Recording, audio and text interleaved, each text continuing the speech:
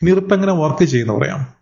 So first നമ്മൾ ഒരു റൗട്ടറിൽ step 1 നമ്മൾ റിപ്പ് കോൺഫിഗർ ചെയ്ത് കഴിയുമ്പം അത് ഇനിഷ്യലൈസേഷനിലോട്ട് പോകും.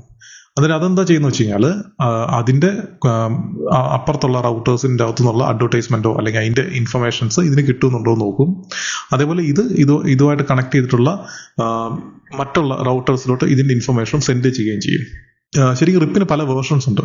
റിപ്പ് വേർഷൻ 1 ഉണ്ട്, റിപ്പ് വേർഷൻ 2 ഉണ്ട്. അപ്പോൾ റിപ്പ് വേർഷൻ 2ന്റെ അകത്ത് മൾട്ടികാസ്റ്റ് ആണ് വരുന്നത്. റിപ്പ് വേർഷൻ 1 ആണ് ബ്രോഡ്കാസ്റ്റ് ആണ്.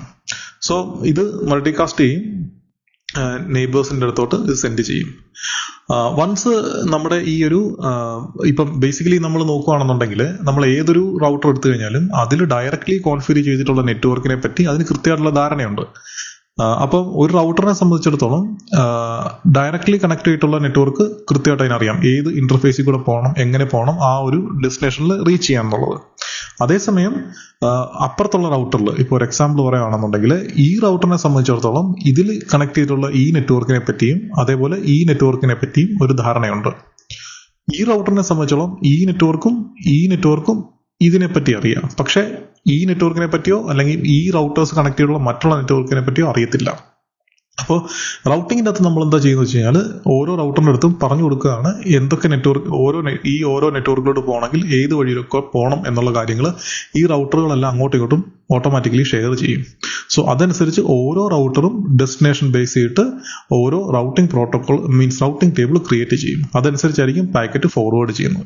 സോ അവിടെയാണ് നമുക്ക് എന്താ പറയുക ഈ റൗട്ടേഴ്സിൻ്റെ അകത്ത് നമുക്ക് ഡൈനാമിക് റൗട്ടിംഗ് പ്രോട്ടോകോളിൻ്റെ ആവശ്യം വരുന്നത്. അത് ഓട്ടോമാറ്റിക്കലി ചെയ്യും.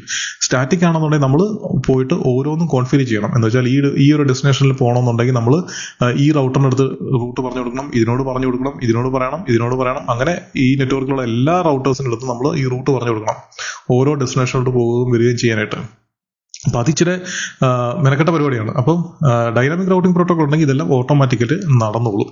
പിന്നെ ലൂപ്പിംഗ് എന്ന് പറഞ്ഞു കഴിഞ്ഞാൽ നമ്മൾ എങ്ങാനും തെറ്റിച്ച് വല്ലതും പറഞ്ഞു കൊടുത്തു കഴിഞ്ഞാൽ ചിലപ്പോൾ അത് വേറെ പാത്തിൽ കൂടെ ഒക്കെ പോയി ചിലപ്പോൾ കറങ്ങി തിരിഞ്ഞ് ഡെസ്റ്റിനേഷനിൽ എത്താതെ പോകാനും ചാൻസ് ഉണ്ട്.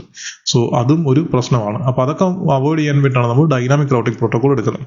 അപ്പോൾ ഈ അപ്ഡേറ്റ്സ് റിസീവ് ചെയ്യാന്ന് പറഞ്ഞു കഴിഞ്ഞാൽ ഇതിന് നെയ്ബറിംഗ് റൗട്ടേഴ്സിൻ്റെ അടുത്തു നിന്ന് റൗട്ടിംഗ് ഇൻഫർമേഷൻ കിട്ടുക എന്നുള്ളതാണ്.